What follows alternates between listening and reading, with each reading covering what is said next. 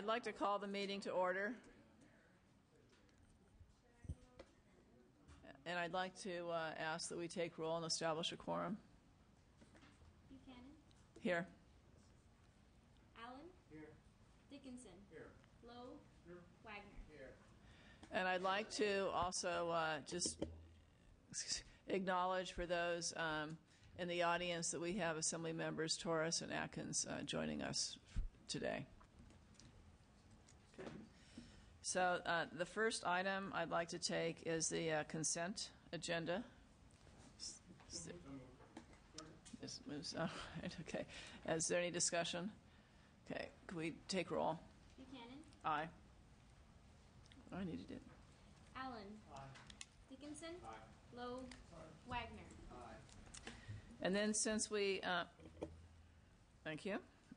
Since we have the insurance commissioner here, I'd like to, as a courtesy, take the insurance department's agenda item out of order, and that's item 845, issue 1.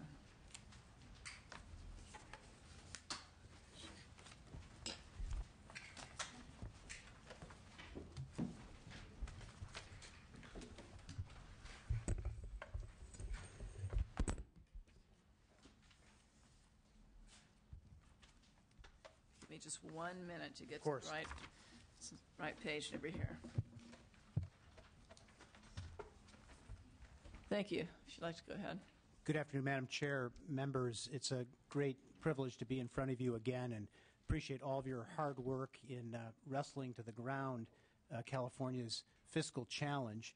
We're here today to support the governor's May revise proposals as it relates to the Department of Insurance.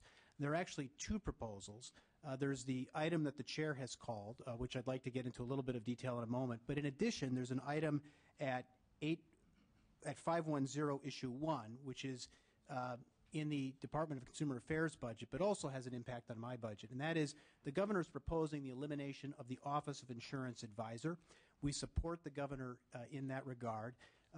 That impacts my department because we fund the Office of Insurance Advisor to the tune of $633,000 a year out of my department's budget.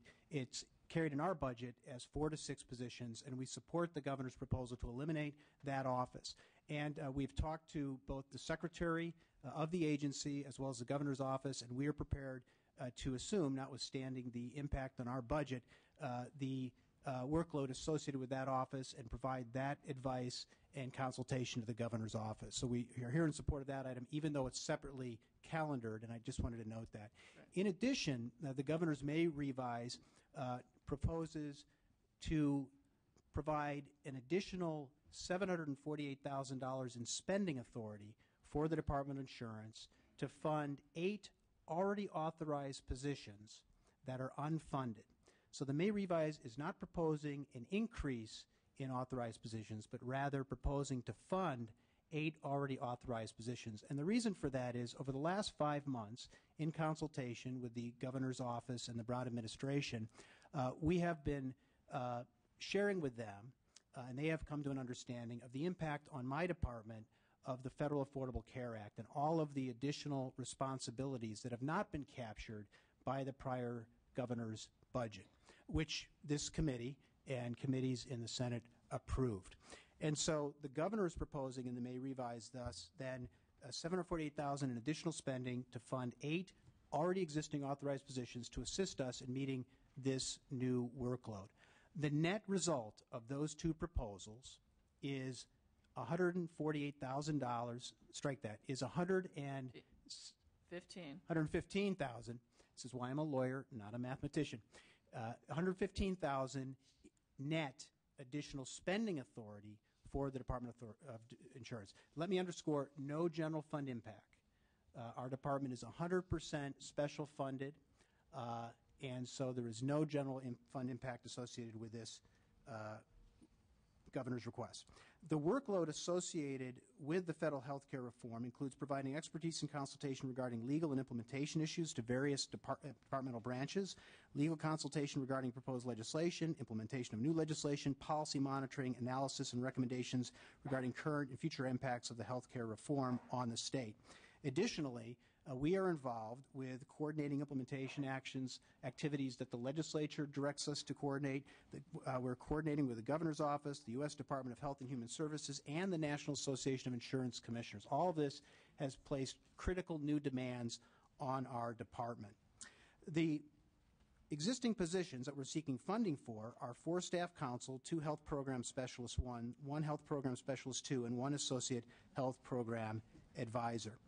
We understand that the LAO and the staff have recommended, instead of your agreeing to the governor's May revision proposal, that instead we be directed to draw on positions that were previously approved by this House and the Senate in the main body of the governor's budget. And in fact, both houses did approve a workload-related budget change proposal, as did this committee and the Senate subcommittee back earlier in the year.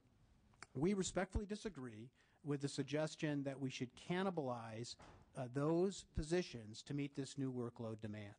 The reason being that we have provided a justification for those positions, and we respectfully disagree with the LEO analysis in this regard.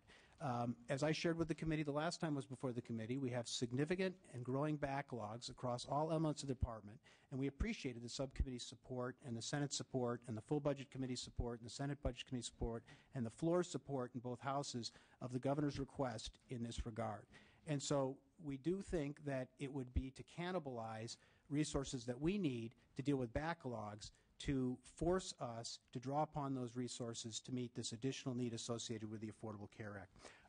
The chair asked that we provide the committee with a chart, and so we're happy to pass that out at this time that sort of lays out sequentially. All of this is driven first and foremost. Let me pass it out over here.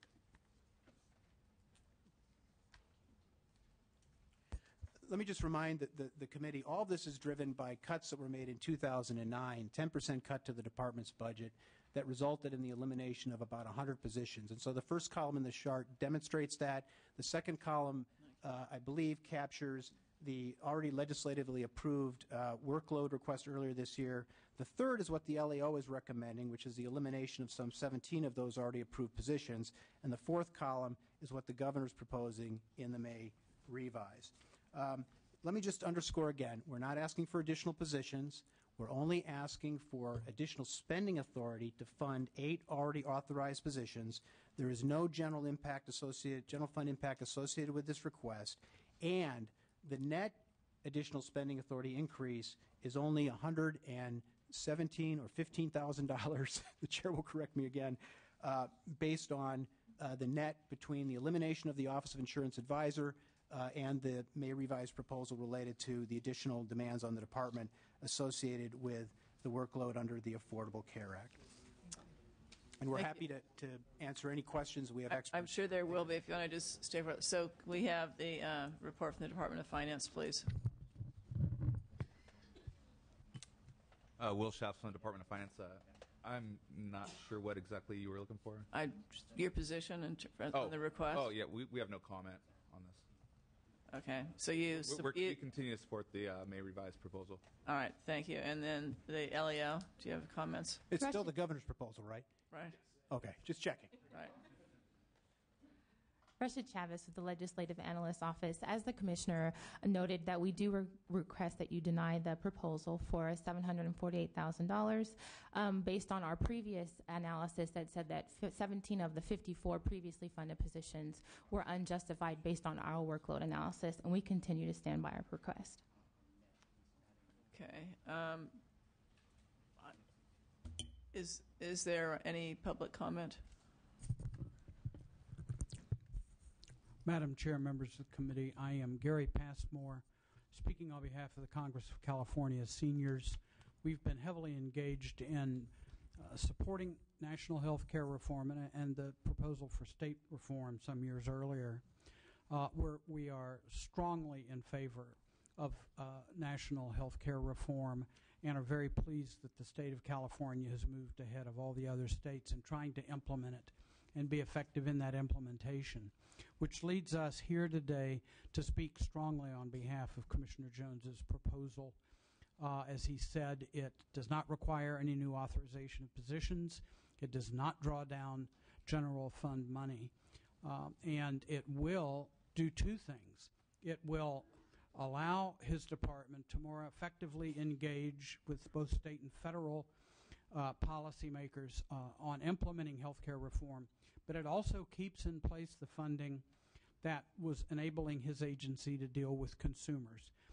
We think to shift positions and funds into this purpose from existing funded positions and money would be to shortchange consumers. That's a key concern of ours, so we strongly support it.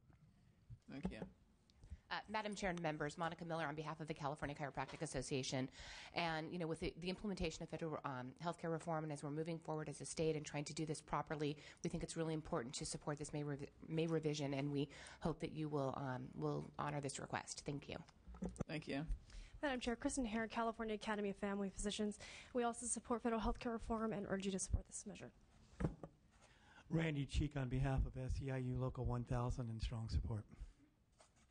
Good afternoon. Brianna Lehrman-Hinsey on behalf of the Daughters of Charity Health System, a health system consisting of 6 hospitals statewide in California, here in strong support of the proposal to increase funding for physicians. Implementing healthcare reform is a behemoth task. This is an eminently reasonable request to fund physicians and undertake that task currently before them and the tasks that undoubtedly lie ahead. So we request your support. Thank you. Thank you. Are there any questions or comments by members? Mr. Wagner? Thank you. Briefly, it is indeed implementing Obamacare going to be a behemoth task, but it may be one that ultimately proves unnecessary. I think there are 3 court decisions challenging the constitutionality of Obamacare to begin with. We've seen some suggestions from House Republicans that there may be problems funding Obamacare, and whether it is in fact here to stay and what it will ultimately look like, I think remains something that no one can suggest. I don't want to shortchange consumers, but I certainly don't want to shortchange taxpayers. We're putting the cart before the horse. The LAO says no. The urgency for passing this, I think, is not there. And so I'd recommend that this committee follow the LAO's recommendation.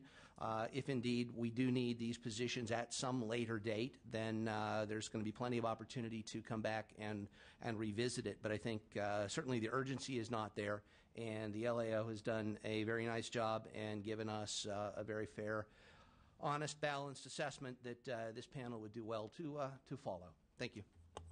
Member Logue. Yeah, I agree. I agree with the LEO's recommendation here, and the bottom line is it's really difficult. When I'm in the 2nd highest unemployment state in the nation, I have to go back to my district and say, we just hired some more governmental staff in order to implement a program that hasn't even been vetted yet. And the concern that I have is they're going to say, well, the LAO's office said that you have the staff available. Actually, you've got 17 more than you really need, and why can't you absorb the work with the 17 members? So it's hard to go out to the public, and you need to understand for every government job that we create in Sacramento, you have to create 20 private sector jobs. And based upon what we have so far, 79 jobs, we would have to go out and increase our private labor force by 1,580 private sector jobs to pay for these 78 or 79 jobs. This is not the time to do this. This may go down in the courts. Other states are basically holding their fire to see if Obamacare is actually going to be even considered to be legal. So I would like the commissioner to wait and just hold off for now, and let's see what happens in the courts and then bring it back. But I cannot defend the hiring of more people when the LAO's office has stated that it's not needed. It's not going to be defensible for any member of this committee. Thank you. So, Member Dickinson. Thank you, Madam Chair. And I appreciate the chart, your request, and your, Mr. Commissioner, providing the chart, because I think that is a helpful tool to help to assist the conversation here. But just by way of preface, I think we're probably now at an equal number of courts upholding the Federal Health Care Reform Act as we are, and saying it's unconstitutional on some basis. But It's all trial courts. It's far from adjudicated, and to build what we do from a policy standpoint based on what 4 or 5 or 6 federal district court judges have to say around the country, I think is a tenuous basis for proceeding. The fact is, it remains the law of the land, and if we're smart about it, I think, as some of us concluded a long time ago, we'll be aggressive about implementing it, because whether or not it persists or exists in its current form, healthcare reform is something that we need to aggressively pursue. The reason I think the chart is helpful is because I have a fundamental question. The LAO raises the issue of 17 positions that we previously said were acceptable to us, and not just to this committee, but to the legislature. And so it seems to me we're talking a little bit apples and oranges here. I didn't see getting rid of these positions on the agenda. I saw the question of whether we embrace money, an expenditure for already authorized positions on the agenda. So by virtue of the chart, it appears that 4 of these 8 positions do fall into the policy approval bureau, and LAO suggested eliminating 5. But I'd like to invite the commissioner to elaborate on his view of why the positions requested to be funded ought to be, and why, with the chair's indulgence, the positions suggested by LAO to be eliminated ought not to be. I know he addressed that to a certain extent as opening remarks, but I think perhaps some additional information on that could be helpful. Yeah, I would ask the same, and I'd like to point out that this item is not on whether or not we're going to move forward with our commitment to the Affordable Care Act. This discussion here is whether or not we're going to allow these positions to be funded out of the special funds, or whether or not we're going to try and absorb them and risk catching up with existing work. Because I've heard from many insurance companies that, and these are primarily more property casualty auto type insurance companies, that they have a frustration with the positions that had previously been cut, and the fact that we are holding up approval of their rates. So we have the insurance commissioner stating that he needs a specific level of staffing. We have the governor's office and the Department of Finance agreeing with that. We have the LAO who doesn't agree with that. So maybe, Mr. Commissioner, when you address your comments, you could maybe go to some of the specifics and speak to that. Thank you, Madam Chair. The Sergeant is passing around a detailed point-by-point response to the LAO analysis, and if you turn to page 3 of that, that is where the detailed point-by-point response is located, and I'm happy to take up each of these in turn. With regard to the fraud division, the LAO is recommending a reduction of 3 positions in the fraud division. We would respectfully point out that we have seen an upsurge in the number of fraud cases that we believe merit investigation, but we have to close because we don't have adequate resources to investigate those cases. In FY 2007 and 2008, there were 6,348 fraud referrals that we closed uninvestigated because we had inadequate resources. That was before the governor's veto of the departmental budget that resulted in a reduction of 11 positions in the fraud division. In 2009, 2010, the last date for which we have information, we closed 10,300 fraud cases that had merit, but we could not investigate them because we had inadequate resources. So the request that the legislature, both houses approved, was to provide for a restoration of the 11 fraud positions we lost in 9-10 going forward, but to give us an additional 3 so that we could deal with the increased volume of fraud that's occurring out there. And let me share with you, fraud is rampant. it costs taxpayers, it costs consumers, and it costs legitimate businesses of California. And we've heard repeatedly from the insurance industry that they would like us to have additional resources to protect them from fraud, resources we don't have, resources that a cut of 3 persons would continue to degrade our ability to do exactly what we're charged to do, which is to go after fraud. The next reduction proposed by the LAO is on the second page from that first page you started on. It deals with the Consumer Services Division. What we have seen from 2006 to 2009 is an 11% increase in consumer complaints to our department that are handled by the Consumer Services Division. What has happened as well is because of the cuts that that division took and the increased volume of complaints is that we're having to increase the amount of time that cases are open that we are able to handle. And that number of days has gone to greater than 120 days, and it's an increase of 178% that are carried longer than that period of time. In addition, we're in specific seeing an increased volume of health care complaints. In 2006, we only had 3,279 such health care complaints. In 2010, 7,251, an increase of 121%. And the complexity of these cases is increasing dramatically. And as a consequence, it's not just a straight linear analysis of the number of case increase, but the amount of FTE time associated with each case is going up. And we anticipate this trend will continue as consumers are facing more and more complex decisions and have questions about healthcare reform implementation as it's implemented. So we respectfully disagree with the notion that we should have a reduction of 3 positions there. Moving now to the Policy Approval Bureau. There, the legislature approved 5 positions. The LAO is recommending that we could eliminate all 5 of those positions.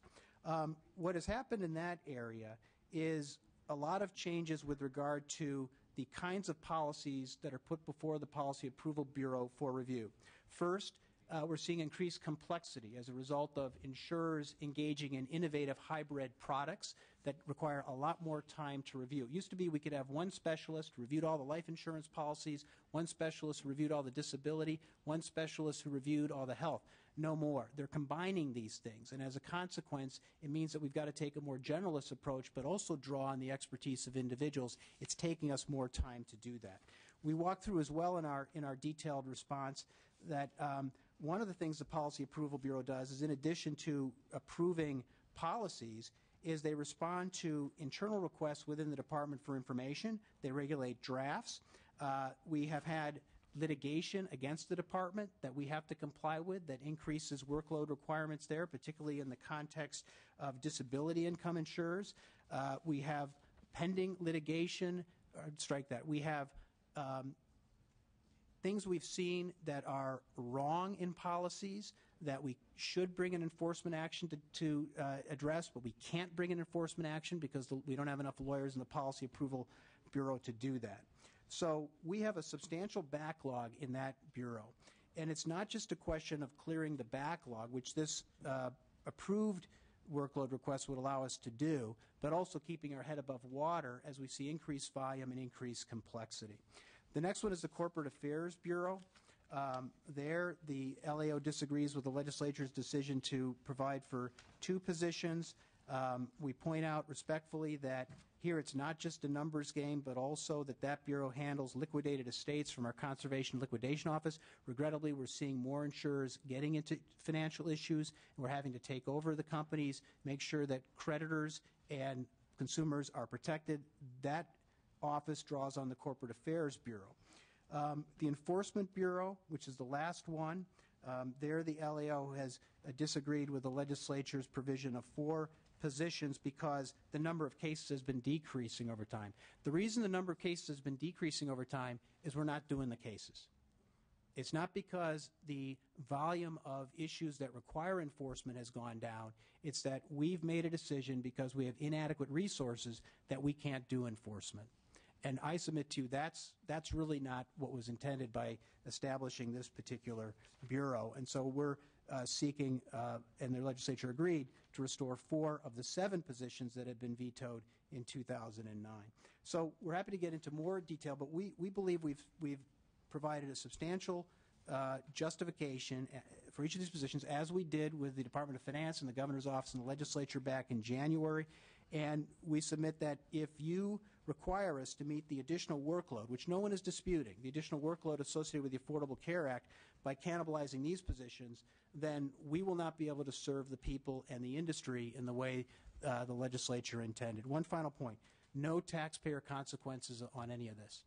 This is special funded.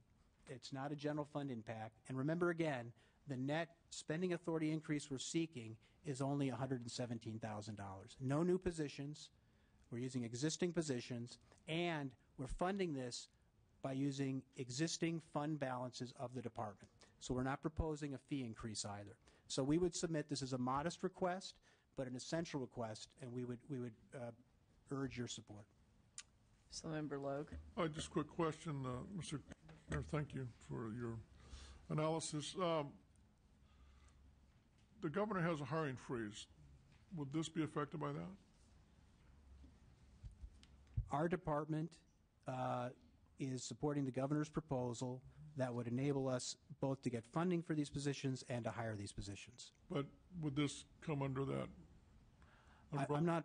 I'm not aware of specifically what hiring freeze you're referring to, but as it relates to my department, the governor is proposing that we be given authority to fund existing authorized positions and to hire those positions. Thank you. Member Wagner. If memory serves, last time you were here, you informed us that you had requested of the governor over 100 positions, or maybe exactly 100, but something more than 100. The governor had scaled it back to 54, and you indicated you were willing to live with that number. At the time, the LAO hadn't completed its analysis, and so we didn't know whether the number was your original number, the governor's number, something in the middle, or something below. So to Assemblymember Dickinson's point, we approved these positions, but we didn't even have the LAO's number at the time. Now we understand from the LAO that the number, instead of 54, really ought to be 37, and you're 17 high. I guess, to pick up on something my colleague Mr. Logue said earlier, in this budget environment, and I know this isn't general fund, it's tough to understand from my perspective and for me to explain to my constituents this additional hiring, these additional positions being authorized when the workload isn't necessarily there, given what may happen, and it's not just the courts with Obamacare, it's Congress as well, that the nonpartisan LAO's office is saying, don't do this. We don't have to accept the governor's spin or the Department of Insurance's spin or the Republican spin or the Democrat spin. We've got the LAO. What's wrong with this panel saying, you know, that's what we hire you for, that's what we pay you for, thank you for your analysis, let's dial back to the number of positions we know we need now. As times change, as budgets free up, as the economy comes back, as Obamacare goes forward, if it does, we revisit the question. The motion isn't on the table to eliminate those positions. I'll make that motion. Let's go ahead and authorize just the 37 positions, eliminate any authority for the rest of them, and ask, come back next year and see if that's something that's appropriate. All right. Is there any additional discussion? Senator Allen. Well, once we dispense with this motion that was made, I'm fully supportive of what the commissioner is trying to do. To be respectful to the LEO's office, I understand how you came to that 17, but to me, it's benchmarking an abysmal performance by the Department of Insurance under the past commissioner. And I, for one, am not willing to sanctify what was done with the last commissioner.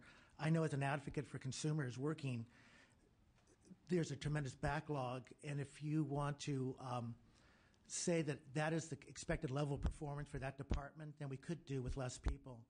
I feel very strongly that what we're trying to do is not only catch up with the backlog, would provide a really robust enforcement procedure for consumers in California, which essentially provides a more healthy business environment. So I respectfully disagree with the motion, and we'll vote it down. What I'd like to do is go ahead and take a vote on the motion in a second and then hold my comments for after. So, Buchanan, no. Allen, Dickinson, Logue, Wagner. This is where I am after considerable discussion and reading and looking at this, and I basically have the same feelings that you do, Councilmember Allen, about the LAO report, because I don't see the depth that I would like to see. But when I look at the numbers, 71.5 positions were cut 2 years ago. So that still leaves us, even with the 54 that were approved in March, that leaves us 17.5 positions down from where we were. And we know we have a tremendous backlog that we need to work through, because I don't think it's acceptable for our people. I mean, correct me if I'm wrong, but it's our constituents who fund your office indirectly through their insurance payments. Is that correct? Yes, the fees on industry agents and brokers. So the people that we serve, our constituents, the insurance brokers, carriers, all of them, their issues before you are being delayed because the staff has been reduced. So just that, so approving the 54 leaves us down 17.5 from where we were. If we cut another 17, then we're down 34.5 positions from the original 71.5, and these 8 positions are going to be absorbed. So if you staff the 8 positions and take them away from the remaining positions, the remaining 31 positions, you're down the equivalent still of 42.5 positions. And so I don't know how we catch up and how we meet the needs that you're being asked to do if we are down that many, the equivalent of that many positions. So, however, I also, would like to respect staff and their analysis, and they gave us an alternative, approving a 2-year limited approving these positions as 2-year limited term. I would like to suggest that we approve funding for these positions for 2 years only, and that we revisit the workload analysis as well as the need for these positions at the appropriate time. So, I'm in agreement with what you're saying. I also think that part of my rationale is also accepting on this other item that there's going to be the reduction of positions for the advisor. Right. The net impact is $115,000 in special fund money. There's no impact on the general fund. I think this suggestion is a good one. I share the analysis you made with a slightly different take on it, which is we talk a lot out of necessity, and because it's the right thing to do, about economy and efficiency in government. As you noted, we had a reduction of 71.5 positions. Now the commissioner is telling us that not only with only 54 plus the 862, so 9 positions roughly less, he's going to do as much work as had been done in the past, plus more, plus significantly more. So we are going to get a much larger bang for our buck with fewer people than were authorized just two years ago. To me, that's exactly the essence of doing more with less, which is what we're trying to accomplish. And the people who are paying this, the consumers and the businesses, aren't getting value for what they're paying. Absolutely. We're not providing the service to them. I think that's critical. So is there a motion? I'll make the motion. And a second, Mr. Allen. Are there any additional comments? Can we take roll? Buchanan, Aye. Allen, Dickinson, Logue, Wagner. Madam Chair, members, thank you very much. Appreciate it. Thank you.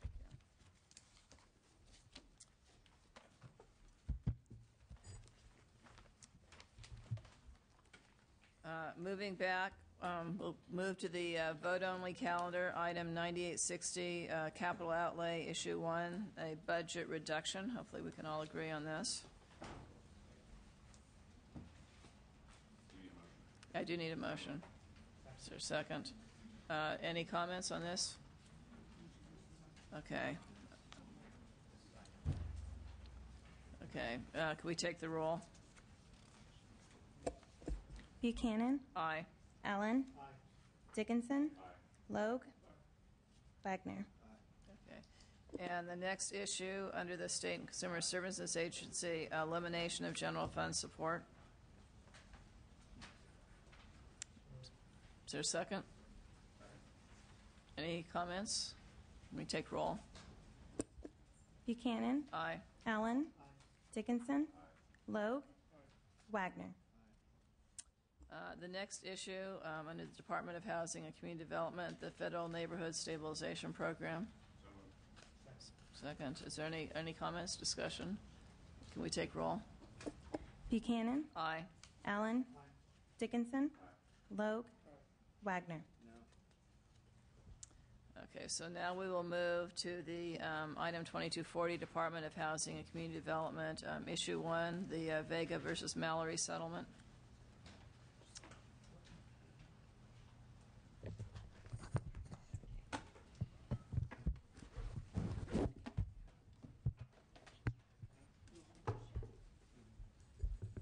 Go ahead.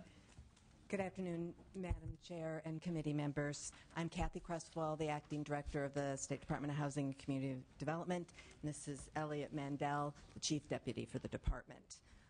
Regarding this item, in the fall of 2010, the settlement administrator for this case provided us with notification that the final payment had been made to all the recipients in the settlement for the Vega case, and to notify us that we needed to expend the rest of the dollars. Because of the process that was established in the settlement agreement for how we make that arrangement, because we have to go back to the actual residents of the OMS centers to get their ideas about where to do rehabilitation. We are not able to do that in the time that is remaining, and so we are asking for an additional amount of time to expend these funds to be consistent with the settlement agreement. Great. Is there any comments from LAO? Are there anyone want to speak on this issue? Are there any comments from any of the members here? Second? Okay. We'll take roll. Buchanan, Aye. Allen, Dickinson, Logue, Wagner. Okay, we'll move to issue 2, the Community Development Block Grant. Great, and I'm happy on this one to report back. We spoke to you about this previously, and it was a result of a 30% reduction in our administration funds. We were trying to develop a process to continue administering the Community Development Block Grant program with less staff, but as effectively. You raised concerns about the impact on the potential local governments. We shared those concerns and went back to our stakeholders, all of the potential applicants for the program, and have been meeting with them to identify additional ways to modify how we administer the program to live within the resources that we have and yet minimize the hardship or the potential impacts on the communities. We have been working since then, have had a number of advisory committee members, and are working now on a proposal that would significantly increase the number of communities who would continue to be eligible, and actually make the program easier for us to administer, and we think more effective for potential applications. And we're doing that similar to the way we had described before with a supernova, so local governments only have to apply once, can apply for a variety of the funding programs, and we're going to have increased the amount that they can apply for. And we're also applying a rule that you can't apply for 1 year unless you've spent 50% of your current grant funds. And so that makes sure that the people who we are actually able to award will be able to spend the money in an efficient and an effective manner. We think this will result in a program that gives much more flexibility to local governments and may, in fact, increase the communities who may be eligible. So we are continuing to work with our stakeholders on this and think we have a program that will enable us to live within our means and still effectively administer the program. Any comments from the Department of Finance, LAO? Any comments from the public? Any questions from the members? Yes. I think that I follow all of this with the possible exception of the increased maximums as described on page 8 of the materials we received from the staff. So can you both refresh our recollections and describe how this particular aspect will contribute to the increased or the availability in more jurisdictions and how it helps you solve your problem?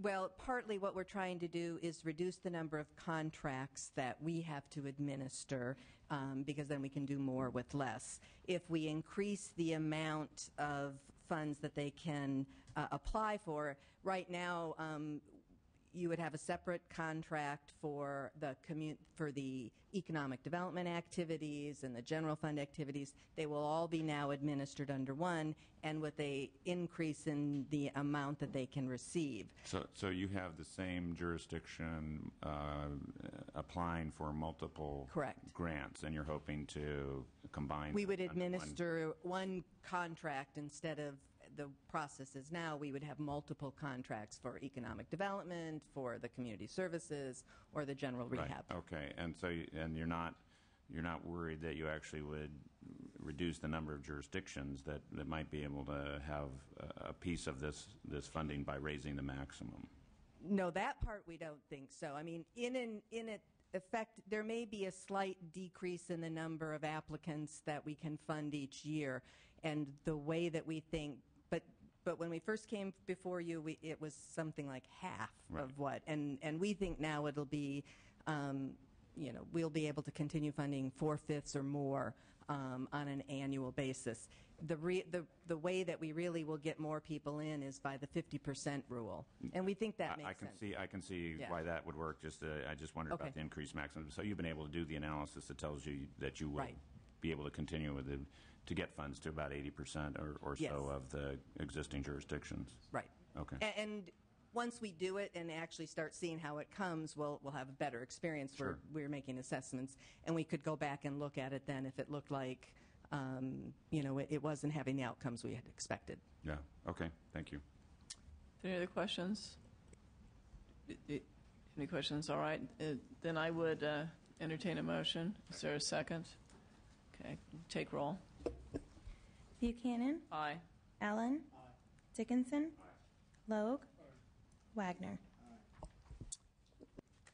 Now we'll move to the third issue here, reducing state government.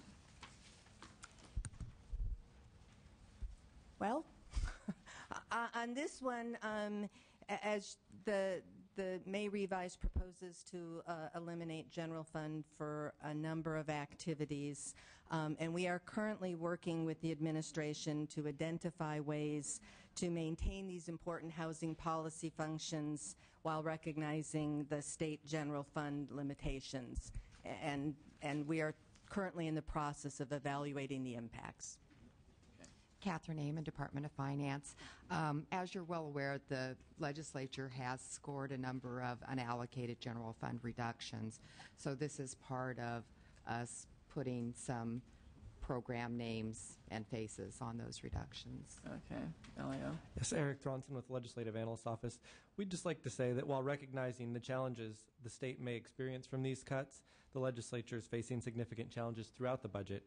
And these cuts, under these circumstances, seem reasonable to our office. Okay. Are there any members of the public that would like to comment? Maybe you can just grab okay.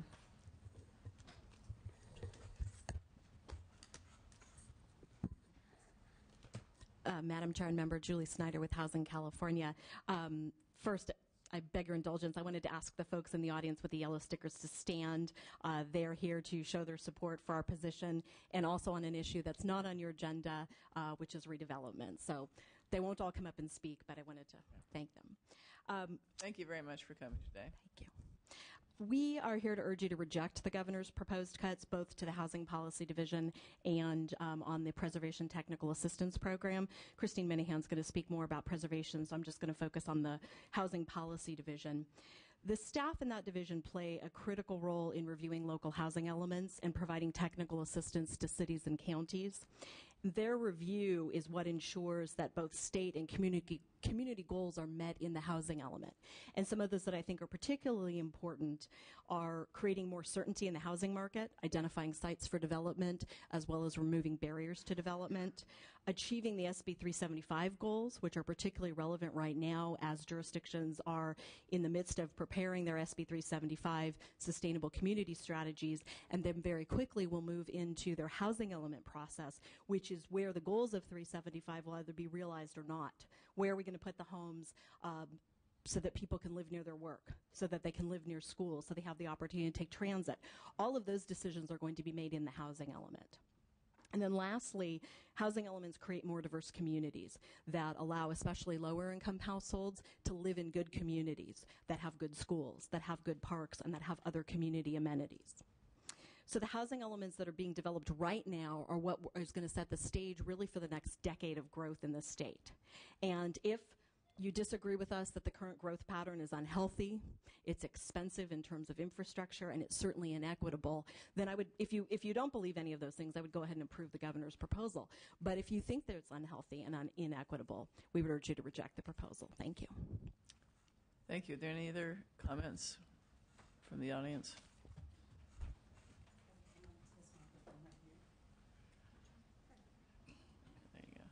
Karen Flock with Cabrillo Economic Development Corporation in Ventura County. I oppose the cuts to housing element enforcement and to the preservation program. The housing elements have been a really important tool to increase our supply of housing.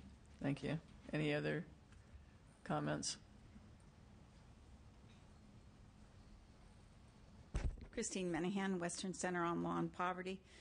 We're opposed to the housing element cuts for all the reasons that have been previously stated, but for one additional one. That is, the housing element is our essential base from which you are able to participate in many of the other programs, because the initial requirement before applying for housing bonds, a lot of the other benefits that are slender now, but they still remain. The first thing that the person applying for the funds has to show that they have an adequate, compliant housing element. So it not only would affect that, but it would affect many of the other housing programs that we work with.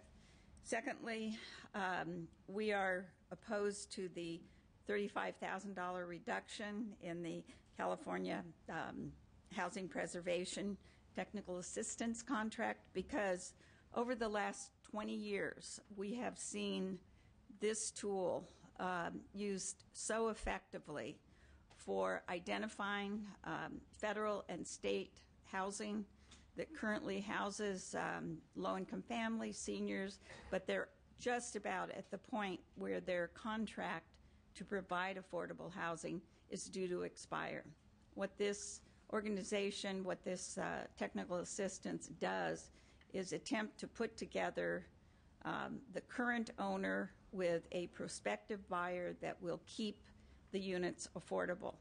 It's far less expensive to have that technical assistance providing that than having all of these expiring contracts displace people, sometimes onto the street.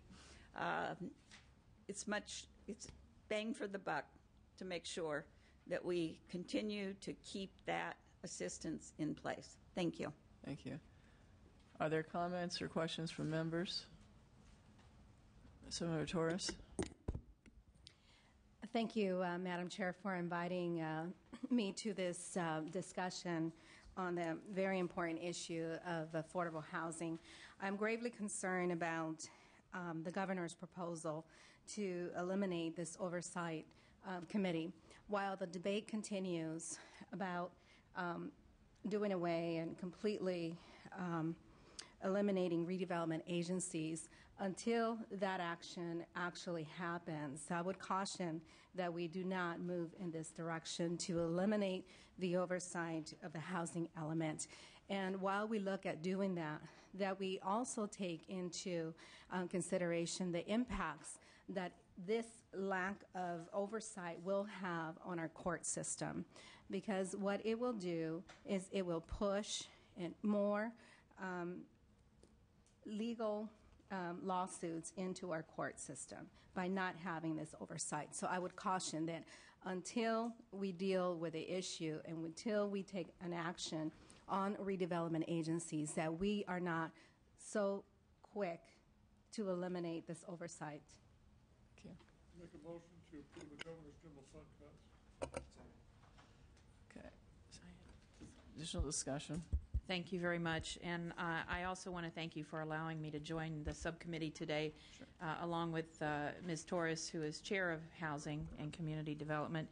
I won't repeat what's been said by the speakers who were here in support of maintaining the budget, but I guess I would say that even if redevelopment is eliminated, there is still successor agencies. There's still $2.5 billion of housing reserve money that is there to be addressed and dealt with for affordable housing. So I agree with Ms. Torres. I don't agree with this particular direction, but I would ask how we can get a response to who is going to oversee that the redevelopment housing funds and the oversight is done adequately with $2.5 billion still remaining. That's one question. And then secondly, you know, many of the metropolitan planning organizations, as made reference to with SB 375, are now moving into the regional housing needs assessment process. So what is going to be the real hook? Ms. Torres referred to litigation, but there is still some oversight related to those numbers and just the assistance that HCD staff provides. So I would say, regardless of what happens with redevelopment as we move forward, keeping it or eliminating it, we have some real implementation problems that I'd like to get some responses from finance in terms of how that's going to be covered, and have they given any thought to that? Councilmember Dickinson. Well, I'm curious about the housing policy funding. If you can comment on the extent to which, if at all, a reduction there will affect the ability of the department to assist communities in the development of qualifying housing elements, or in the monitoring of housing element review and compliance once you have housing elements submitted to the department. This would result, we would, if this budget act is approved as is, the division would have a remaining 3 staff that would be allocated to the review of housing elements up throughout the state. As I mentioned, we are concerned about what the impacts of this are, and are working with the administration to find out. But one, we are both looking at, if that's all we had, what could we do to maintain a presence and a role, and we're working to find out what some other alternatives might be, working with the administration on it. I mean, this is essentially an 80% cut or thereabouts in your staff, which isn't robust. To begin with, in terms of assisting communities with development of their housing elements and reviewing them. And I mean, I know from my own experience, and I'm sure others would share this, who come from local government, it's a long and arduous process to go through developing an acceptable housing element, and a lengthy part of that process is getting access to and time for HCD personnel to review it. I can't imagine how you could function going to 3.5 staff or 3 staff statewide. You won't. I mean, let's be honest about this. You won't. So if we take housing elements seriously, and some of the testimony went to this point, but if we take them seriously for a whole host of reasons, and I'm one who believes we should, then assuming it continues to require HCD sign-off for a housing element, I just don't see how we can take the next step of eliminating the capacity to do this. So maybe there's a non-general fund way of getting there that you will discover that will be a suitable replacement for general fund money. I certainly encourage that kind of pursuit, but it seems to me in the meantime it does make sense to hold this open, and I agree with the comments about the redevelopment aspect of this as well. Again, until we know the outcome of that, and there'll still be housing funds to dispose of that we know are sitting unspent today, it just doesn't make sense to me to take this administrative step. Well, as you know, our recommendation is to hold this open Right. to give us time to evaluate many of these. Senator Torres, you have more? I have one more issue, and I'm not sure if this is the right time to ask this question regarding Prop 1C programs that are set to expire. And one of them is the homeless youth program that has $16 million left. The other one is the Begin program that has $13.4 million left. Now, these two programs are set to, or this funding is set to revert back to the Cal Home program. What is your recommendation on that? And should those monies be allowed to revert back? Or do we need to extend those two programs? Well, we're currently in the process of talking to our stakeholders. Particularly, there has been some delay in the homeless youth component, getting applicants. We've revised the program to make it easier to apply, but we still have those funds remaining. And we want to we've been trying to talk to potential applicants about, do you have the capacity to apply for these funds? And then we'd need to look for an opportunity to extend the liquidation on them so that they wouldn't revert. Yeah. And we look at the regulations, the issues that these organizations, all the loopholes that they have to cross in order to apply for this funding. It seems to me that there is an overwhelming population of homeless youth. I mean, we just have to walk outside of the Capitol to see the large number of homeless youth in Los Angeles, in the Hollywood area, San Francisco. I mean, I can go on and on and on. And for us to have this much money left over unused and for it to revert back when there is such high need seems a little bit short-sighted to me. We think that there is a tremendous need, and part of the issue is it is an incredibly hard to house population. There's complexities, and so we have been most recently going back to the sponsors of that housing to figure out what is it are there things in the regulations themselves or in the way that we're administering it that make it difficult to apply? And if there's not, what are the other issues that you're facing? Sometimes it's that they can't find resources for services. But we do want to look at that because we agree that this is a really critical program for a very vulnerable population that needs our assistance. Thank you. Thank you. Senator Atkins. Thank you. I really appreciate the time, and since Ms. Torres opened the door on that line of questioning, just for the record, and maybe we can put this on the record and get information going forward, since the administration has indicated to the legislature that it intends to have a fall bond sale, and I know that the 2011 bond sale was reduced from about $5.7 billion, I think, to $1.5. How much of the 1.5 will go to Prop 1C bond programs? Have you already looked at that? Will you get that in? Oh, thank you. Yeah, Department of Finance. We continue to work with departments, both Housing, Community Development, Caltrans, all the other departments that have bond-funded programs. Those departments, along with our capital outlay unit, continue to assess cash needs and how the cash flows out. Each Each program area, each bond has its own unique challenges. And the reason for the reduction in the estimate, and that is an estimate at this point in time, is given the cash that's currently on hand, given discussions with departments on where it looks like they need cash, we believe that's our best estimate now of the cash that will be needed. We will continue to work with all of the departments through the summer and refine those cash analysis as we go forward into the fall. And hopefully at that point in time, we'll be able to go out with what we think that we need to continue to meet our cash obligations. And I would just note that we are going to be releasing our schedule of notice of funding availability for the funds that we do have available. And so by the end of this week, we'll have a schedule for a release of notice of funding availability for our multifamily housing program, for example, and a number of those. So we will be releasing notices of funding availability to get that pipeline moving again. Absolutely.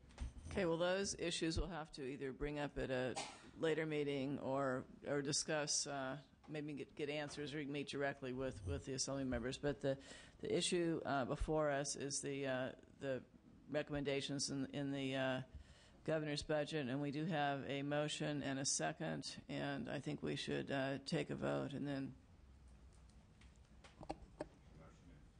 the motion was made by Mr. Logue to accept the cuts. So we'll take a vote. Buchanan? No. Allen? No. Dickinson? No. Logue? No. Wagner? Okay, our recommendation, staff recommendation, is to hold this open. I don't believe we need a vote to hold it open. So we'll move. Thank you very much. Thank you very much. We'll move forward to the next item on the agenda. Thank you.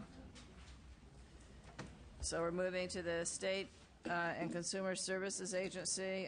Issue number 1, eliminate the Office of the Insurance Advisor.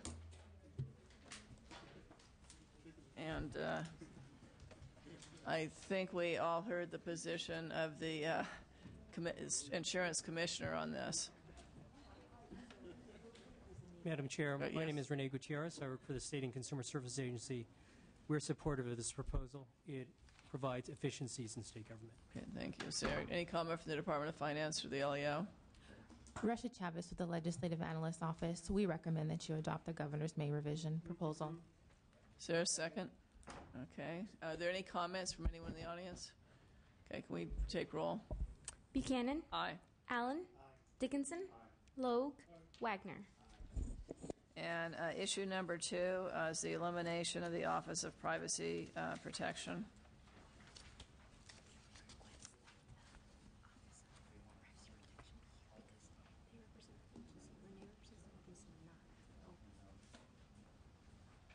Right. Okay, so can you have them introduce themselves? Yeah.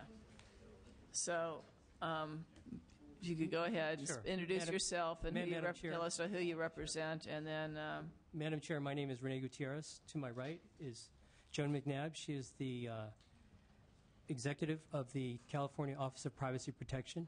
And again, as part of the May revision, the agency supports the elimination of this program.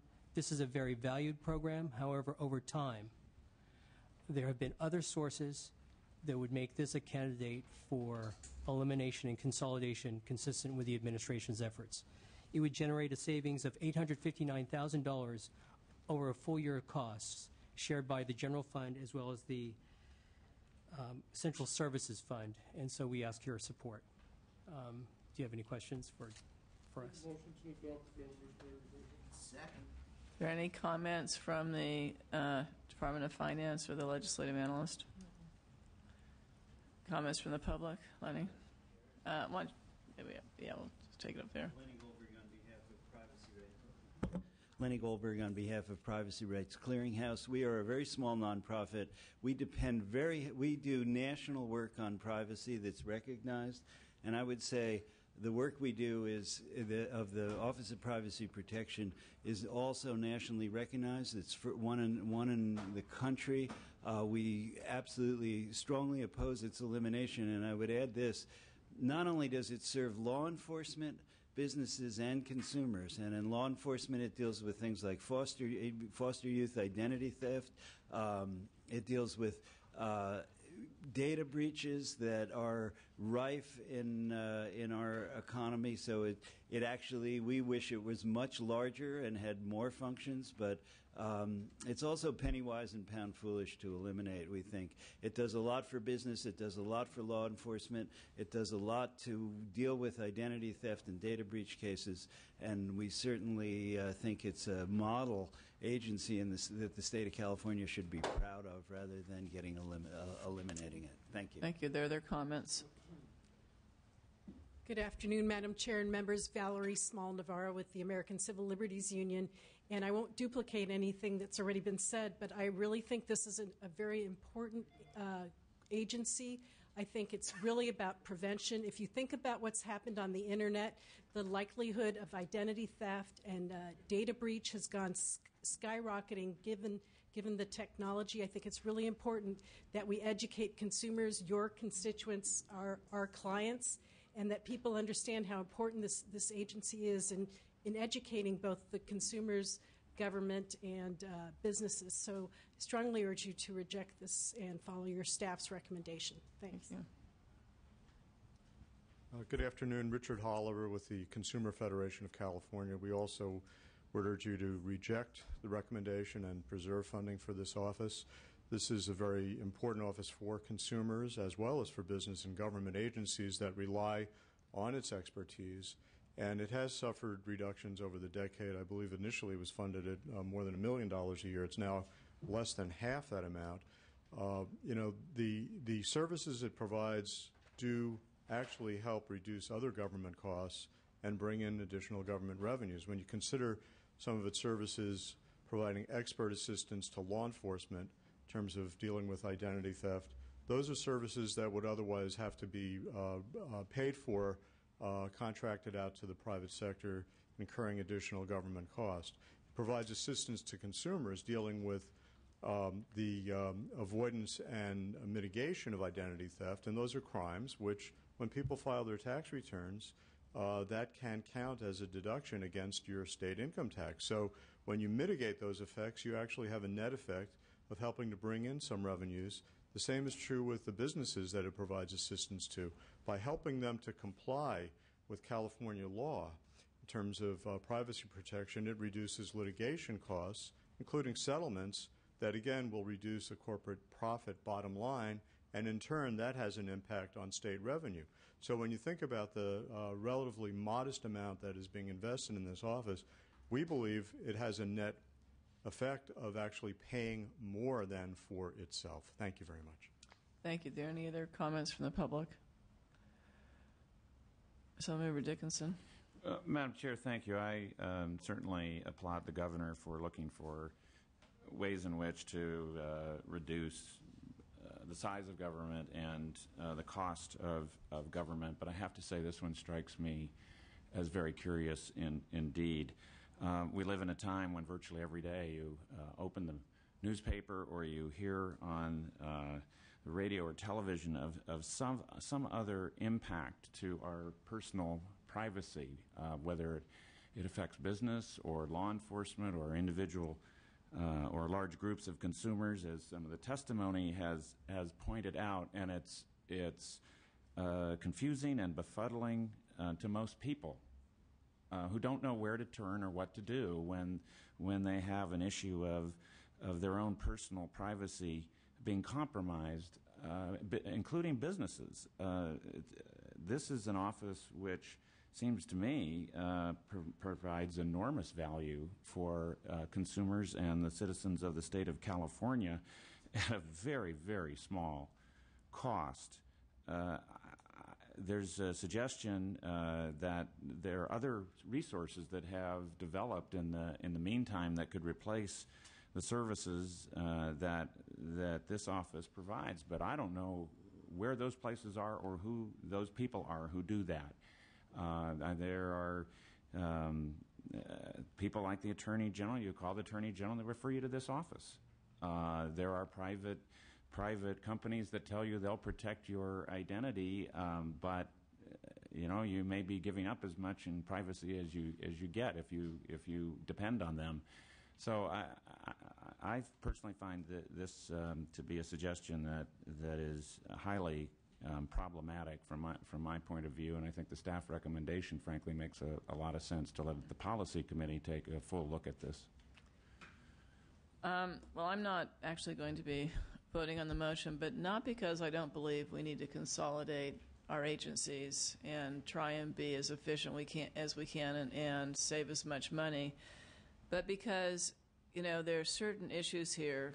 For example, clearing the credit records of foster youth, that I think we need to vet this through the policy committee so we can decide. I mean, my question on all these, and you'll see a number of recommendations here in the commissions that follow the same argument. My question is, what's mission critical? What is it that we absolutely have to provide in these agencies, and then how are we going to do it? Are we going to, there's funding sources? Can it be absorbed in another agency? Do we need to keep the agency with us? And without having those answers, it's very difficult for me to just, eliminate some of these agencies. And I think the appropriate vehicle for addressing that are the policy committees to come up with those recommendations. So I just have a question. I've been here 2.5 years, and I've never seen a budget increase referred to policy committee. Does anybody know of that happening? My recommendation is not that we ask the policy committee to increase or decrease the budget. My recommendation is they take a look at the services that are provided and make recommendations in terms of which services are mission critical and where the appropriate placement is for delivering those services. And I appreciate that. I really believe that's our responsibility to make that decision. It doesn't need to go beyond. If it was a tax increase or a budget increase, we've never referred it to policy committee ever. But now it's a cut, we're going to refer it. And so I think we're surrendering our authority here and our responsibility, and I think we need to rule on it today.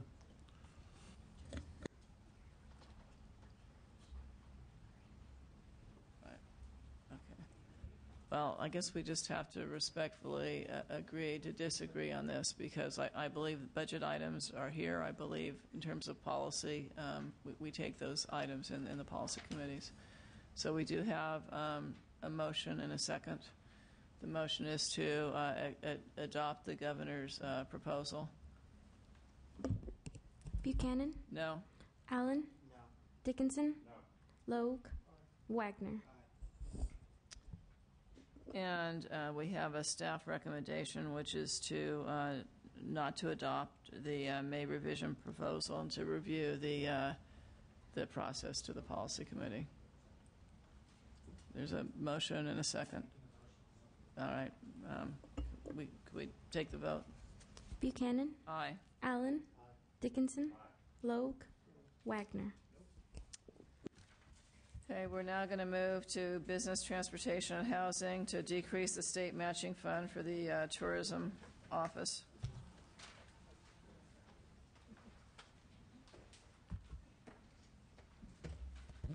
Catherine Amon, Department of Finance. Again, this is one of the reductions that will go towards the 250 unallocated general fund reductions. We do need to continue a state presence in the tourism program. The state program leverages almost $50 million in privately raised funds to promote tourism in California. I'm Bill Davidson with Business Transportation Housing Agency, and we're supportive of the May revised proposal. Are there any comments from the public on this? Are there any member comments? Okay, can we take roll? Buchanan? Aye. Allen? Aye. Dickinson? Aye. Logue? Aye. Wagner? Aye. And we'll move now. We dealt with the Department of Insurance already, to the Redistricting Commission.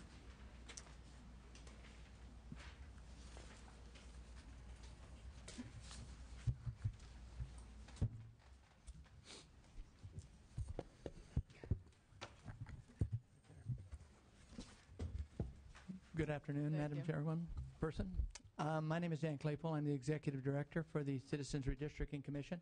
To my left is Deborah Davis, our budget officer, and to my right is Kurt Miller, our chief counsel.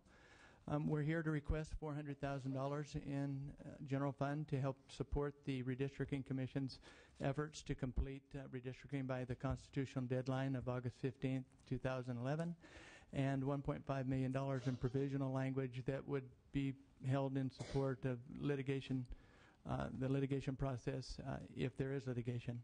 We're hoping there won't be.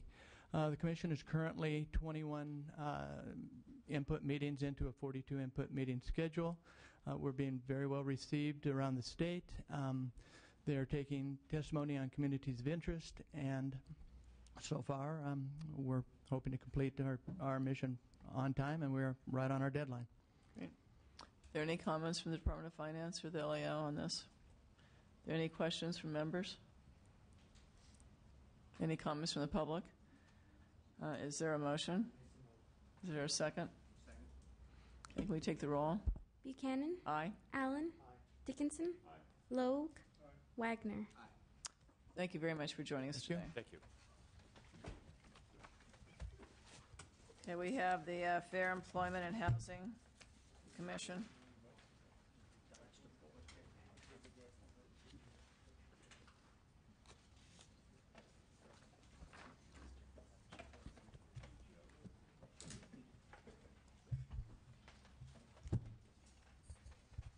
Hi, I'm Ann Noel. I'm the Executive and Legal Affairs Secretary for the Fair Employment and Housing Commission. And to my left is Denise Choi, our Budget Officer. And you've already met Mr. Gutierrez. This is a difficult position to be in because I'm a part of the administration. And I feel a great loyalty to the Fair Employment and Housing Act and the Commission, where I've worked for 32 years. And we are committed to being as creative as possible to maximize the resources that are available and work with the administration and the department to preserve the important work of enforcing the Fair Employment and Housing Act. We were gratified to see that the adjudicative function, at least the proposed decision part of it, was going to be transferred to the department, and we are working with the administration to see if the remaining questions that we have can be worked out in terms of how those decisions are fairly adjudicated. The commission makes $100 a day. The commissioners, they are appointed by the governor, and we do think they serve an important function that is very, very inexpensive for the commission, and there's a lot of regulations that we're working on, 4 sets at the moment, that are in halfway through completion. And we're working with the administration to figure out how those functions would work if this proposal is adopted. Thank you. Madam Chair, members of the committee, may I make a few comments? Yeah. The sergeant is distributing some background on the Fair Employment and Housing Commission for your review. The administration is forwarding this proposal, and we believe that this workload can be absorbed by the Department of Fair Employment and Housing. I understand that there's the issue of conflict of interest, but it's our understanding that the trailer bill can be structured so that that is eliminated, so that you can have a firewall between the different areas of the Fair Employment and Housing Commission, the Department of Fair Employment and Housing, but it's still achieved the general fund savings that are cited here. Over a full year, that would be around $1.196 million. And so this is our proposal, and we ask for your support. Are there any comments from the Department of Finance or the LAO? Heather White, Department of Finance. A couple of things to note. Mr. Gutierrez referenced that a full year of savings would be around $1 million. It's actually slightly less because part of our proposal is to transfer 2 positions that are currently within the commission over to the Department of Fair Employment and Housing to do the case adjudications. So it's more like about $728,000 a year general fund savings. Also, as Mr. Gutierrez alluded to, there's been some concern that the adjudication function would not transfer well to the department, but he also alluded to setting up a firewall. Currently, the department oversees mediations, and they have basically a firewall where their mediations unit is completely separate from their prosecutions function. So we believe that that would be an effective way, an effective model, so that cases could be adjudicated fairly. Do you think the public would perceive that as being independent?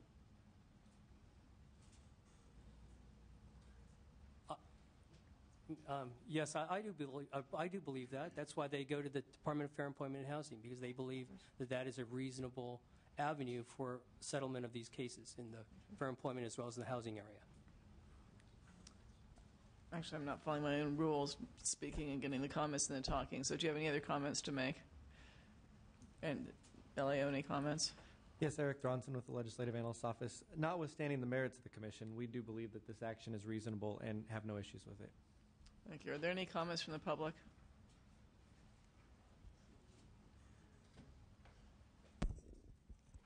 Madam Chairwoman, members, Francisco Labaca on behalf of the American Civil Liberties Union. I'm glad I'm not Ann Noel. This is, and I think, a little odd. We asked you to reject the governor's proposal. It is an inherent conflict of interest to have the prosecutorial agency making the decisions on the few cases that actually ever get to the commission. As I read the proposal, it's the director of the department is going to make the final adjudication on cases that he or she is actually trying to enforce. I mean, there are a variety of different things that could be done with the department, and we certainly hope the administration realizes the importance of this civil rights agency and tries to make sure that it functions appropriately in the future. So, but we urge you to adopt the staff committee's recommendation. Thank you. Marika Yoshihara with the California Employment Lawyers Association. I'd like to echo the same concerns. We think there is an inherent conflict of interest.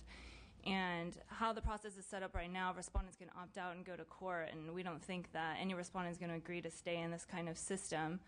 And another concern is that the commission is currently in a rulemaking process, and shifting that responsibility over the department could mean stretching resources even thinner and delaying that process even further. So we think that this issue is really complicated and complex, and it needs to be referred to a policy committee, and we are opposed to the elimination of the commission. Thank you. Are there any comments from members? Mr. Allen. Yes. I believe this particular proposal should go to the policy committee. And the reason I believe that is I think that what's going to happen is we're going to end up having a huge amount of court resources used up adjudicating whether this is an appropriate procedure or not. So I would like to go along with the recommendation of the policy committee of the staff recommendation that it go to the policy committee. And we do not adopt the May revise recommendation. Are there any other comments? I actually share your concern. I think that the appearance of a conflict of interest can be just as serious as having a conflict of interest, because it deals with the public's trust in government. And I also share the concern that was mentioned by one of the speakers that we may actually be forcing more cases into the court system, which could result in more cost for everyone. And so, you know, if we want to achieve these budget savings, I don't know if there's a way to reduce the budget in the Department of Fair Employment and Housing, and also figure out a way to streamline the Fair Employment and Housing Commission. But I do think that there needs to be more sunshining of this proposal, and we need to take a look at other alternatives. So I think we need to take a look again. We need to figure out what's mission critical, what services we need to be providing, and what the best way to organize the delivery structure is. So I agree with staff's recommendation. Well, just in the same vein, we're talking about the adjudicatory function of the commission, and I agree with the comments that have been made. But the commission also certainly engages in other areas of endeavor. And so it's not clear to me that to maintain the same level of activity, there are any real significant savings here. You could transfer those regulations, legislation, public information training to the department, but presumably the department isn't awash with extra time on its hands for its staff. So short of saving the per diem, if you're going to maintain the same level of activity, I'd like to see how you actually end up saving money. because the other thing you do is you undertake less activities if you have less staff. Would you like to move the staff recommendation? I think Mr. Allen has, and I'll second that. Are there any other comments? We take roll. Buchanan. Aye. Allen. Dickinson. Logue. Wagner. Okay, we have the last item on our agenda, and that is the Commission on the Status of Women. The Governor's Office proposes that we eliminate the commission, and staff recommendation is the same as the last, that we do not adopt the May revision proposal and refer this to the policy committee process. Go ahead. Good afternoon, Chairwoman Buchanan and members of the committee. To my right, or almost, is Beth McGovern, the Legislative Director for the Commission, who's passing out some materials to you. The work of the Commission is to advise the legislature and the governor and other state agencies on matters of particular concern to women, and to inform the public about legislation and proposed legislation affecting women. We're also to collect and disseminate information on issues of concern to women and work with other organizations and state agencies to address the Commission priorities. While much progress has been made for women since the Commission was established, there are still challenges. California has changed significantly since the Commission was first established in 1965, and while we had issues of domestic violence and equal pay and sexual assault in the past, we still have some of those. But California has doubled in size since '65.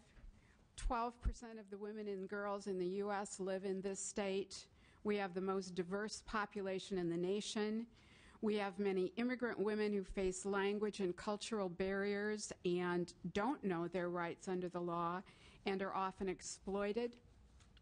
Human trafficking is a problem for us as a border and Pacific Rim state. Sexual exploitation of minors is a major problem. We have more people over 65 than any other state, with a majority of women, of them being women who continue to live longer than men, have less retirement income, and increasingly are working longer by necessity. We have more women veterans than any other state, 167,000. And they have different problems today than they did coming from earlier conflicts. There are more than 21,000 incarcerated women in California prisons and jails, a dramatic increase over the decades. While women are now half of the U.S. workforce, workplace policies and practices in many places are still designed to serve a family where the mother is a full-time homemaker. And women still hold the majority of low-wage jobs and continue to face discrimination in some sectors of employment. In light of the current economic crisis, state budget cuts have disparately impacted women and their families. For example, more women are poor. More poor women are single heads of households with responsibility for children. More women are IHSS workers who take care of IHSS clients, the majority of whom are women. In the past, here in Sacramento, some of the major women's organizations like AAUW had full-time staff members in Sacramento to work with members of the legislature. That's no longer possible for them, probably because of their own budgets. And all of these factors support the value of continuing to have the Commission advocating for women and girls and to serve as the state's voice in their behalf. One of the ways we serve as a voice for women and girls is through our public hearings. There, California women tell us about the needs they have and the issues impacting them. We then provide the legislature and administration with a Commissioner's public policy agenda that reflects those needs and issues, which Beth distributed to you. For example, we learned in recent years more about women veterans. They don't know, for the most part, that they're entitled to VA benefits. They don't have the same kind of access to medical services as men do because the system hasn't been designed to serve women. And there isn't a list of women veterans, or perhaps a list of all veterans in general, so it's hard to reach them. Right now, we're working for the 4th year on a conference for women veterans in California with the California Department of Veterans Affairs. Every year, the attendance grows. They get to hear from me about legislation that affects women. I get to hear from them about the issues impacting them, and some of those issues are reflected on the last page of our agenda under Women Veterans. We hear a lot about family law. In 2008, we had 70 women come and give testimony about the challenges they've faced in family court with custody and domestic violence issues. Many of them had lost custody of their children. In our public hearing this past summer, we heard a lot about the effect of the economy on women and their families. It's interesting, today we received a piece of information from the Western Center on Law and Poverty that women on CalWORKs here in California live at 29% of the federal poverty level. And when we heard testimony this summer, I think the most stunning testimony was from Redding, where we heard women in that part of the state talk about the lack of jobs that pay high wages, the challenges of getting access to good education because there isn't a university in that part further north in the state, economic development or the lack of it, and certainly domestic violence for women who end up staying in relationships that are unhealthy because they have no place to go or jobs to get. We've been working with some other state agencies on issues around women in the economy. The Department of Corporations and Department of Financial Institutions have developed a couple of flyers with us, little brochures for women, one on financial tips for women and one on managing debt, which are designed to be sent out to agencies that serve women, especially low-income women, and that can be distributed through organizations of various kinds to people across the state. We love this partnership. We've got another partnership right now working on financial abuse of the elderly, where women frequently are the victims, and that partnership includes the Corporations and Financial Institutions Department, but also the DOJ and the Department of Insurance. Paid family leave, we love it, but people don't know about it, and so we've been working with EDD to help get the word out about it, because it's not being adequately used. And then we've also worked with the Department of Fair Employment and Housing primarily on employment discrimination, because those continue to be issues facing women. Women and girls in the media, I'm not going to go much longer on this, but there's continuing underrepresentation of girls and women, especially in movies and shows designed for children. One of our commissioners, Gina Davis, has an institute that specifically is looking at this issue, and she has found in her research that for every girl who is a primary character in a show or movie for kids, there are 3 boys. And she, as a parent of 3 children, thinks that should be addressed better. The last issue I'd mention is women in correction. We have worked hard on the issue of gender responsiveness in the California correctional facilities, and there was lots of good work done, and the budget cuts that have occurred have resulted in reversing some of the progress that has been made, and we are concerned about that. Regarding the governor's May revision proposal for elimination, if we were eliminated, there would not be an organization that used a gender lens to screen and monitor all legislation introduced, provide ongoing website updates regarding legislation, and review administrative policies for their impact on women. You legislators would no longer be able to seek our input and expertise. And the hundreds of women and men who bring forward issues impacting women to the Commission through our public hearings would no longer have that avenue to make their voices heard. The many underserved groups of women and their families for whom we are a voice, looking at issues from their perspectives, would lose that representation, and organizations that currently depend on us to partner with them and as a resource for information and education on issues impacting women and girls would no longer be able to do so. With the projections for the California budget now and in the years to come, we believe our advocacy is more important than ever to assure that the unique needs of women are addressed. Thank you. Thank you. Are there any other comments? Any comments from the Department of Finance or LAO? John Fitzpatrick, Department of Finance. Only to note note Finance's concerns that the staff recommendation is not consistent with the Governor's May revision proposal. Thank you. Marianne O'Malley at the Ledge Analyst Office.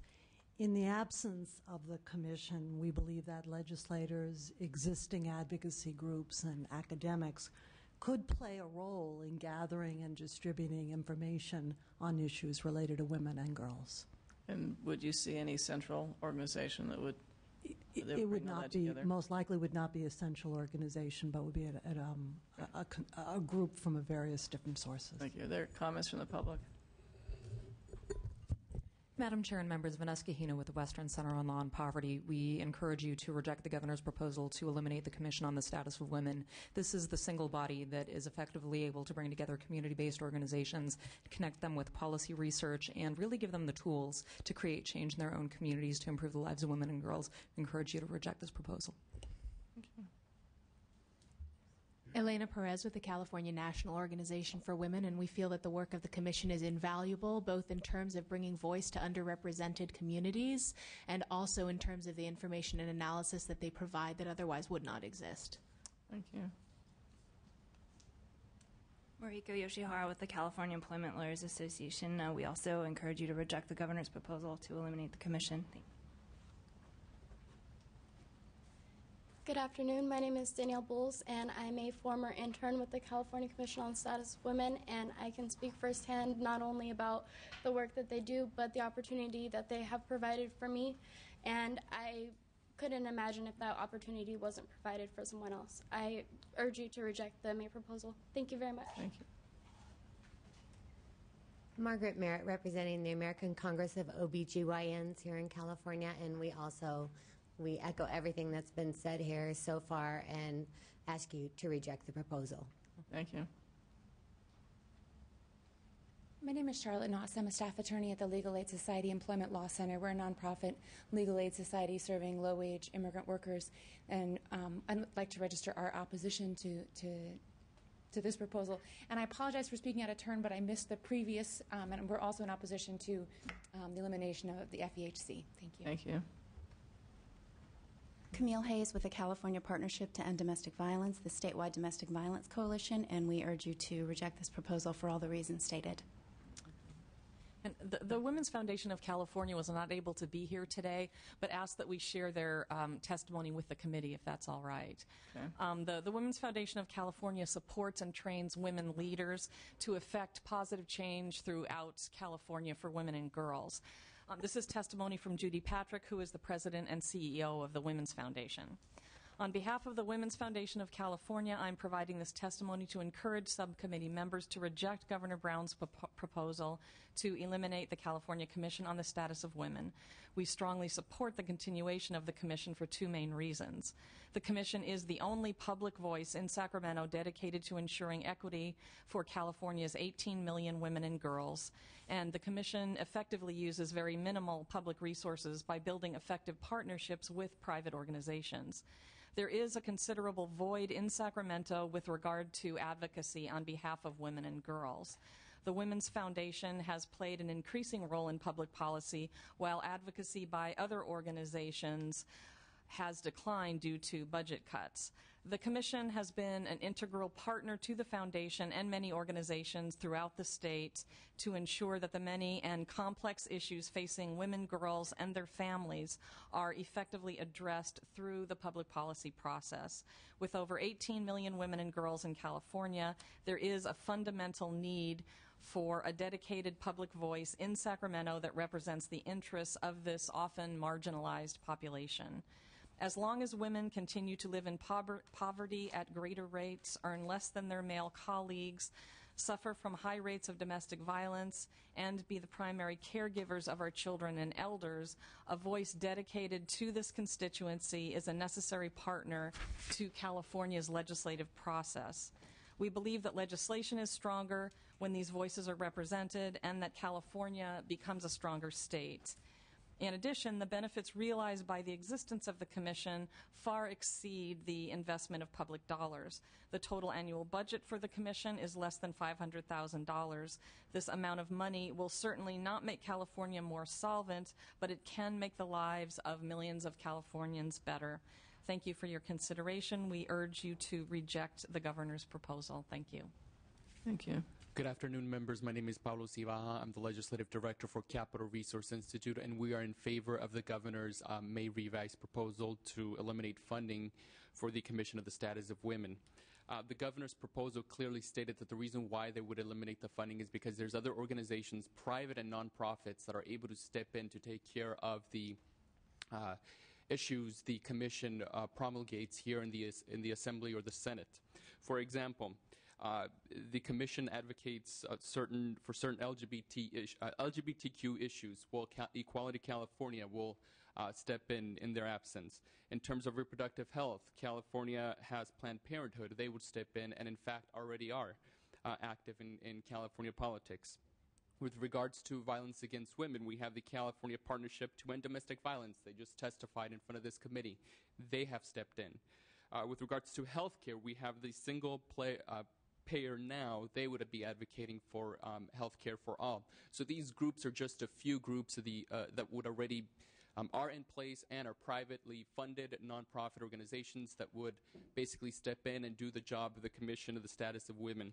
We're currently facing a budget deficit. And many of you know teachers are on the line. Teachers may lose their jobs. There's people in the correctional system who may be let out, criminals who shouldn't be let out because of budget cuts. I believe this is a wise decision by the Governor to go ahead and eliminate the funding because there's groups who already advocate for a lot of the issues that the Commission already advocates for. Further, the Commission claims to be from their very own pamphlet, which they passed out, the Commission on the Status of Women is a nonpartisan state agency. Nonpartisan, I would actually challenge the Commission's nonpartisan status. For example, some of its most influential members, the legislative members of the Commission, are all Democratic. There's not a single Republican in that Commission. Further, the ideas pushed by the Commission, I would challenge them on the basis of an extreme agenda. And allow me to go ahead and expound on what I mean by that. The Commission is asking to make it easier for people to commit welfare fraud. The Commission also supports restricting private sector autonomy. The Commission believes in undoing California's Constitution by undoing Proposition 8. I'm sorry, but the voters voted on that, and it's currently part of the California Constitution. They also believe in distributing condoms in the jails and in our prisons. And from my perspective, the most egregious of all is their advocacy of increased access for abortions, not only for adults, but also for children. The Commission in that very pamphlet also states that California is failing to protect its most vulnerable children. I agree with the Commission. Unfortunately, they're part of that very problem because if you want to talk about vulnerable children, there's the children inside a mother's womb. They have no voice. They can't say a single thing about their lives being eliminated. A child who at 18 days after conception, who has a heartbeat, 21 days after conception, begins pumping its own blood. Could you limit your comments to the Commission? This is not your own personal. This is a policy advocated by the Commission, which is access to abortion at all levels. And so I'm just basically stating the kind of life that they're eliminating. I'd like you to stick innocent to the life, statements and not innocent life, who's developed and is by all accounts biological and a human life. So the Commission of the Status of Women supports an extreme agenda that quite frankly, California taxpayers, a large amount of California taxpayers, and I would actually even say the majority of California taxpayers find objectionable. In a state of current economic crisis, not only budgetary deficits, chronic budgetary deficits, I would ask you members to do the fiscally responsible thing, and that is prioritize, prioritize, prioritize. Would you rather fire teachers, firefighters, police officers who are vital to protecting society and instructing the generation, or would you rather continue to fund a commission who not only pushes an extreme agenda, but also at the same time a commission whose advocacy is very well in the realm of other nonprofits, private groups, privately funded groups. So for those reasons, we oppose the commissions. And let me state this. You'll not find someone who believes in elevating women at all levels of government, private sector. I've volunteered at several crisis centers such as violence prevention and domestic violence centers. I've walked and for fundraisers, breast cancer fundraisers. So this isn't a matter of male, female. This is a matter of fiscal policies, and this is a matter of relieving the state of its current problems. And so for those reasons, we support the Governor's May proposal. Thank you for your comments. Assemblymember Wagner.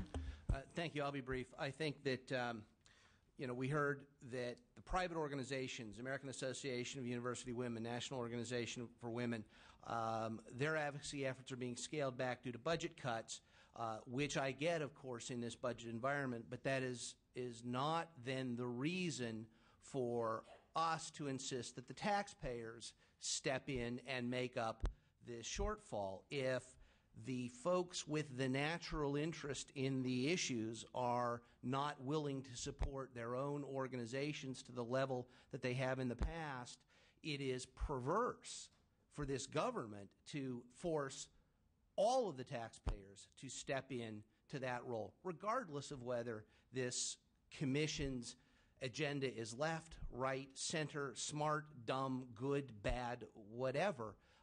As a legislature, we have a whole lot more fundamental things to do that are important to do with our taxpayers' money than fill in the breach when the interest groups themselves are taking a step back. I must say, if a Democrat-controlled legislature is not going to support a Democrat governor's very minor cut so that tax dollars don't go to an organization to lobby us, we're just not going to have any credibility and say we're trying seriously to address the budget problem. The governor's recommendation is small, it is smart, it is a long time coming, and I urge, indeed, will make a motion to support the governor's cuts. Let's take a vote on this and then move forward. Buchanan? No. Allen? No. Dickinson? No. Logue? Wagner? Well, I feel compelled to respond as a woman and a member of most of the organizations you mentioned, and to assume that those organizations are not doing advocacy and are not working hard on behalf of women. Well, I think you said they're not stepping up. They said their budgets are cut and they're not doing as much. That was my point. I happen to belong to those organizations, and locally I will tell you they're doing a yeoman's job. One of the groups that I've contributed to for decades is, we call it STAND. It used to be Battered Women's Alternative. But the reality is that we have over half the people in the workforce are women. And we have women who are still, too often, they're heads of households. We want to have our children grow up in an environment where they're well cared for by their families. We have more single-family households than we've ever had. And we have a status of women that, as these ladies have said, has evolved over time. But we still find a disproportionate number of women who are in poverty, who are affected by numerous programs. And I myself do not see where these programs individually even can begin to fill the role that the Commission fulfills, because too often all these programs you're talking about, they're the same women are impacted by all of them, and someone has to bring, has to be able to bring all of these issues together and report on the status of women. So I support the staff recommendation that we reject the governors may revise. When you talk about a small amount of money, it is a small amount of money to take care of over half our population, and that we refer this to policy committee. Well, I'll make the motion to do so, and just by way of one small additional comment, I believe it is a false choice to suggest that this is a matter of choosing to prioritize reducing teachers, firefighters, or law enforcement officers over ensuring that women play a full and equal role in our society. I simply reject that as a premise. And I will also say, as an 18-year school board member, if our children don't come to school healthy and fed, they're not going to learn, and they're not going to become productive members of our society. Yes? Thank you. I just want to say that my grandmother was the first woman delegate to a presidential convention. My aunt Ruth was the founder of the Gray Panthers in San Francisco, so I won't support this, but my concern is there was a question raised. Are there any Republicans that are on your board of directors? I'd like to know if we can get clarification at all. Well, we don't get to choose who's on the commission. 8 members are appointed by the legislature, 8 by the governor, and then there is the independently elected superintendent of public instruction. And in this state, governors tend to appoint people from their own party most of the time, and I think the same thing follows with the Speaker and President Pro Tem in the legislature. That's how we get there. We have had Republicans on the commission at various times, and very good contributing people as well. I hope that answers your question. Somebody remember Alan? Yeah, I really don't see this as a partisan issue. I received phone calls from women who've told me that they saw the mission being accomplished already and that there not being a need for the commission. I've heard from a lot of women who said we've made progress, but we still have far to go.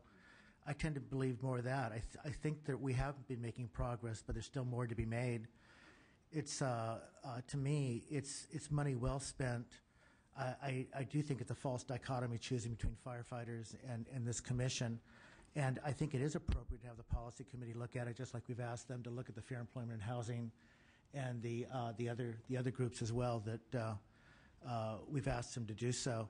I do feel that the governor has made a lot of good proposals, but we're here in the legislature. Part of our job is it's checks and balances of government, and we're a different body, legislative function. So I do think that it is appropriate to refer to policy. Thank you. I'd like to call for the vote. Buchanan? Aye. Allen? Aye. Dickinson? Aye.